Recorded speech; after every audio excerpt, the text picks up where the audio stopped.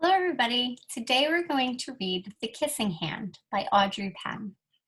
This was a favorite book of mine as I was growing up, and it really tells a good story about the love of a mommy.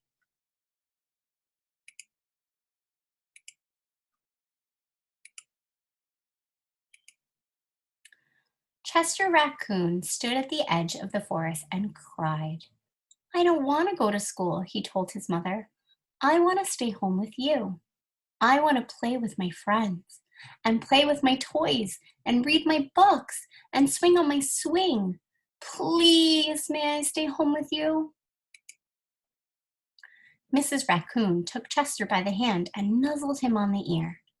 "Sometimes we all have to do things we don't want to do," she told him gently, "even if they seem strange and scary at first. But you will love school once you start.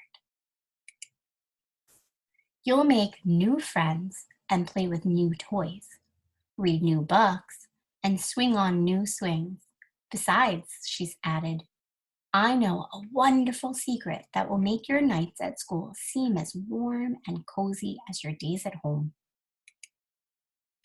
Chester wiped away his tears and looked interested. "A secret? What kind of secret?"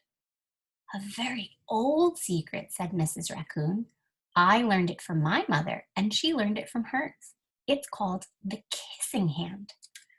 "The kissing hand?" asked Chester. "What's that?"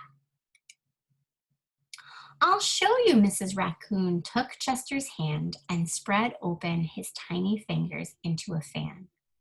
Leaning forward, she kissed Chester right in the middle of his palm. Chester felt his mother's kiss rush from his hand, up his arm, and into his heart. Even his silky black mask tingled with a special warmth. Mrs. Raccoon smiled. "Now," she told Chester, "whenever you feel lonely and need a little loving from home, just press your hand to your cheek and think, 'Mommy loves you. Mommy loves you.' And that very kiss will jump to your face and fill you with toasty, warm thoughts." She took Chester's hand and carefully wrapped his fingers around the kiss. "Now, do be careful not to lose it," she teased him. "But don't worry, when you open your hand and wash your food, I promise the kiss will stick." Chester loved his kissing hand.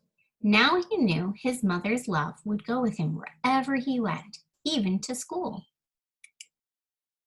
That night, Chester stood in front of his school and looked thoughtful. Suddenly, he turned to his mother and grinned. "Give me your hand," he told her. Chester took his mother's hand in his own and unfolded her large, familiar fingers into a fan. Next, he leaned forward and kissed the center of her hand. Mwah. "Now you have a kissing hand too," he told her. And with a gentle goodbye and "I love you," Chester turned and danced away. Mrs. Raccoon watched Chester scamper across the tree limb and enter school. And as the hoot owl rang in the new school year, she pressed her left hand to her cheek and smiled. The warmth of Chester's kiss filled her heart with special words. "Chester loves you," it sang. "Chester loves you." The end. I love you. Thank you for joining me today to read this special story. I hope it gives a special warmth and you try kissing the kissing hand with your mommy. Talk to you all soon. Bye.